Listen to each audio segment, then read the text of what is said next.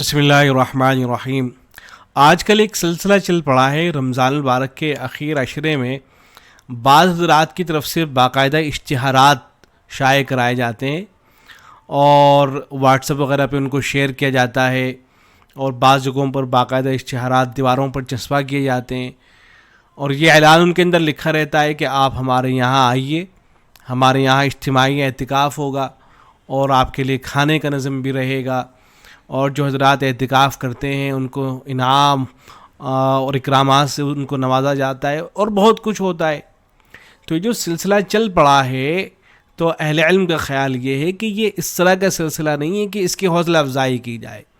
میں کچھ فتاویٰ آپ حضرات کی خدمت میں پیش کر رہا ہوں، آپ ان کو دیکھیے گا۔ ایک تو وہ طریقہ ہے جو اکابر اور شیوخ کا رہا ہے کہ خاموشی کے ساتھ رمضان المبارک میں ان کے مریدین جمع ہو جایا کرتے تھے تو وہ ان کی اصلاح فرمایا کرتے تھے۔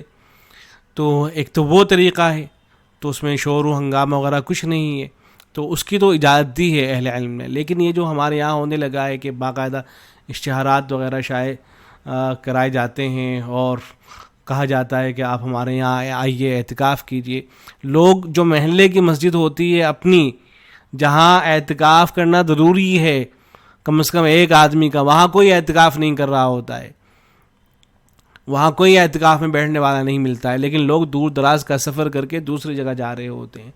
تو یہ اس طرح کا طریقہ چل پڑا ہے کہ جو قابل ترک ہے۔ دیکھیں اہل میں کیا کیا لکھا ہے۔ فتاویٰ قاسمیہ ہے، جلد نمبر 11 ہے، صفحہ نمبر 546 ہے۔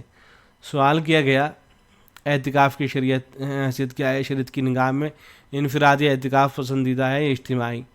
اعتکاف کے لیے اپنے محلے کی مسجد کو چھوڑ کر سفر کر کے دوسری جگہ اعتکاف کرنا کیسا ہے؟ رمضان المبارک کے اخیر عشرے میں اعتکاف کے لیے اشتہار وغیرہ کے ذریعے مجمع اکٹھا کیا جاتا ہے، جس میں اعلان بھی ہوتا ہے کہ ہمارے یہاں طعام کا بھی نظم ہے اور مجمع کی کثرت کی وجہ سے عبادت رنگ کے بجائے مجلسی رنگ اور خورد و نوش کا پہلو غالب ہوتا ہے، ایسا کرنا کیسا ہے؟ اعتکاف کے اختتام پر بطور انعام نقد روپے دیے جاتے ہیں تاکہ آئندہ لوگ اسی مسجد میں اعتکاف کریں، اس کا کیا حکم ہے؟ تو جواب میں لکھا گیا ہے کہ رمضان المبارک کے اخیر عشرے کا اعتکاف سنت مؤکدہ علی الکفایہ ہے۔ اگر بلا تدائی اعتکاف میں اجتماع کی شکل ہو جائے تو اس میں کوئی حرج نہیں ہے، آپ نے کوئی اعلان نہیں دیا ہے اور کوئی اشتہار شائع نہیں کیا گیا، پتہ چلا کہ فلاں بزرگ فلاں مسجد کے اندر بیٹھے ہوئے تھے، کچھ حضرات نے آ کے ان کے ساتھ میں اعتکاف کر لیا تو ٹھیک ہے، اس میں کوئی مسئلہ نہیں ہے۔ جیسا کہ شیخ الحدیث مولانا زکریا صاحب رحمۃ اللہ علیہ کے یہاں لوگ تربیت حاصل کرنے کی غرض سے آتے تھے اور اجتماعی شکل ہو جاتی تھی، مگر لوگوں کو مدعو کر کے اجتماع کرنا یا باقاعدہ تشہیر کرانا جائز نہیں ہے، بلکہ ایسی بات میں اخفاء زیادہ مناسب ہے۔ دیکھو بالکل لکھا ہے کہ جائز نہیں ہے۔ اعتکاف اپنی مسجد میں یا علاقے کی جامع مسجد میں کرنا افضل ہے۔ اعتکاف و عبادت کے لیے صرف 4 قسم کی مساجد کا سفر کرنا مشروع ہے، باقی کسی اور مسجد میں اعتکاف کے لیے سفر کرنا ثابت نہیں ہے۔ مسجد حرام، مسجد نبوی، مسجد اقصی، اپنے علاقے کی جامع مسجد۔ اپنے یہاں معتکفین کی تعداد بڑھانے کے لیے باقاعدہ اعلان اور اشتہار چسپاں کرنا جس سے اعتکاف کا مقصود فوت ہو جائے، شریعت میں محمود نہیں بلکہ سخت ممنوع ہے، کیونکہ ابتدائی النوافل ہے جو مکروہ ہے۔ اسی طرح یہ اعلان کرانا کہ ہمارے یہاں قیامت عام کا بھی نظم ہے تاکہ لوگ وہاں پہنچیں اور اعتکاف کریں، درست نہیں ہے۔ البتہ جو لوگ اپنے شیخ کے یہاں محض بغرض اصلاح نفس اور تربیت حاصل کرنے ہی کے لیے آتے ہیں اور اس کی ضمن میں اعتکاف بھی کر لیتے ہیں تو اس میں کوئی قباحت نہیں ہے۔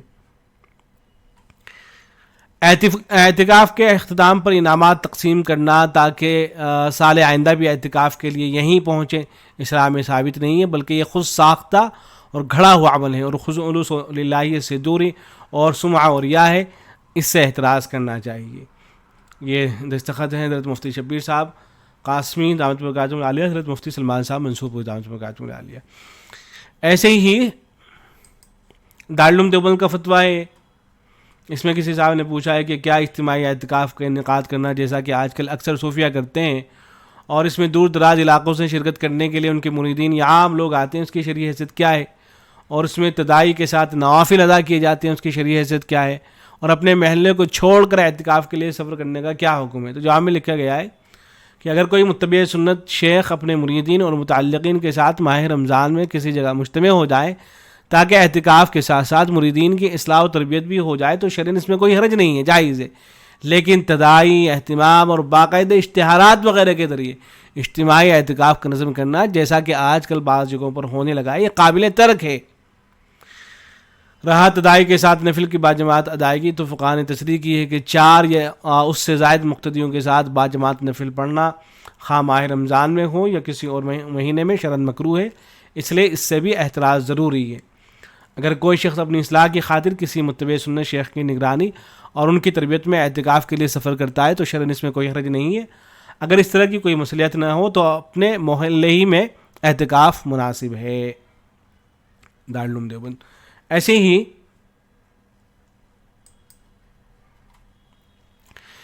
ہی یہ تحریر ہے، یہ فتویٰ ہے حضرت شیخ الاسلام مفتی تقی عثمانی دامت البرکاتہ عالیہ کا، حضرت کی دستخط کے ساتھ میں یہ شائع ہوا ہے، البلاغ کے اندر یہ شائع ہوا ہے، وہیں سے میں نقل کر رہا ہوں۔ تو اس کا عنوان ہے اشتہار شائع کر کے اور لوگوں کو دعوت دے کر شیخ کے ساتھ اجتماعی اعتکاف کا طریقہ قابل اجتناب ہے۔ اور یہ سامنے سوال کر رکھا ہے کہ آج کل مشائخ عصر کا ایک طبقہ رمضان کے اخیر عشرے میں اجتماعی اعتکاف کا اہتمام کرتا ہے، جس میں لوگوں کی بڑی تعداد اکٹھی ہوتی ہے۔ اس کے لیے تداعی کی مختلف صورتیں اختیار کی جاتی ہیں، مثلا اشتہارات شائع کیے جاتے ہیں، ان کو اخبارات اور واٹس ایپ سے پھیلایا جاتا ہے، مختلف انداز سے ترغیب دی جاتی ہے، انفرادی اعتکاف کی بنسبت اجتماعی اعتکاف کے فائدے گنوائے جاتے ہیں۔ بسا اوقات دیکھا جاتا ہے کہ محلے کی مسجد میں سنت علی الکفایہ کے لیے بھی معتکف مشکل سے ملتا ہے، کیونکہ اہل محلہ بھی اسی متعینہ مسجد کا رخ کرتے ہیں، پھر اہل ثروت کو اس کے اخراجات کی طرف متوجہ کیا جاتا ہے، مصارف کے لیے مختلف تدابیر ہوتی ہیں، اس کی مستقل ایک خاص حیثیت بن گئی ہے، اس میں ہر سال اضافہ ہو رہا ہے۔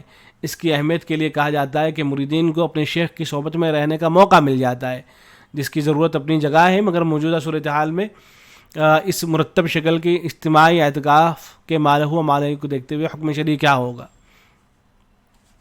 یہ بات ملحوظ خاطر رہے کہ آج جو صورتحال ہے وہ سامنے، آئندہ مزید کیا کیا ہوگا اور پھر وہ سب دین کا حصہ قرار پائے گا، جیسا کہ دیگر بعض چیزوں میں غلو کا صاف مشاہدہ ہو رہا ہے۔ اس لیے بعض علماء اجتماعی اعتکاف کی حیت قضائیہ کو بدعت کہتے ہیں۔ خلاصہ ہے کہ نفلی کام کو مخصوص حیثیت سے تداعی کے ساتھ کرنے کے حال و مال کے پیش نظر کیا حکم ہوگا، تحریر فرما دیں۔ تو جواب میں لکھا گیا ہے کہ نفلی عبادات میں شریعت کا مزاج یہ ہے کہ ہر شخص اپنی عبادت تنہا طور پر یکسوئی سے ادا کرے، اس کو اجتماعی صورت میں ادا کرنے کو ناپسندیدہ قرار دیا ہے۔ اگر اجتماعی شکل کو ضروری یا زیادہ ثواب کا موجب سمجھا جائے تو یہ بدعت بن جاتا ہے۔ اس لیے فقہاء کرام نے نفلی نماز کو تداعی کے ساتھ باجماعت ادا کرنے کو مکروہ فرمایا ہے۔ اعتکاف ایک نفلی عبادت ہے اور انفرادی طور پر ادا کیا جاتا ہے، یہی متوارث چلا آ رہا ہے، لہذا اس کو اجتماعی شکل دینے کے لیے اشتہار شائع کرنا، پھر اہل خیر حضرات کو ان کی دعوت کی طرف متوجہ کرنا مزاج شریعت سے میل نہیں کھاتا۔ اگر یہ سلسلہ اسی طرح چلتا رہا تو بعد میں اس میں غیر شرعی امور کے داخل ہونے کا قوی اندیشہ ہے، اس لیے قابل اجتناب ہے۔ نیز اپنے محلے کی مسجد کا حق دوسری مساجد کے مقابلے میں زیادہ ہے۔ دوسرے محلے یا دوسرے شہر میں جا کر اعتکاف کرنے کے بجائے اپنے محلے کی مسجد میں ثواب زیادہ ہے، اس لیے ہر شخص کو اپنے محلے کی مسجد میں اعتکاف کا اہتمام کرنا چاہیے۔ البتہ اگر کوئی شخص لازم اور ضروری سمجھے بغیر اس نیت سے اپنے شیخ کی مسجد میں اعتکاف کرے کہ کچھ دن ان کی صحبت میں رہنے کا موقع ملے اور ان کی تعلیم و تربیت سے مستفید ہو، تو اس مقصد کے لیے ان کی مسجد میں اعتکاف کرنا ممنوع نہیں ہوگا، اور یہ بھی در حقیقت انفرادی عبادت ہی ہوگی اگرچہ صورتاً اجتماعی شکل ہوگی۔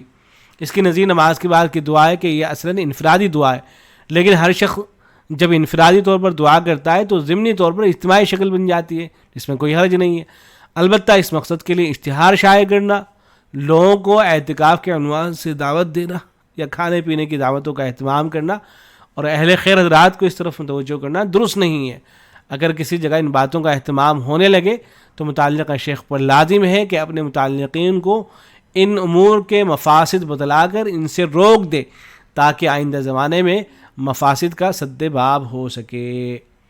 یہ پھر دلائل ذکر کر رکھے ہیں، اور یہ الجواب صحیح بندہ محمد تقی عثمانی۔ تو امید ہے کہ بات واضح ہوئی ہوگی۔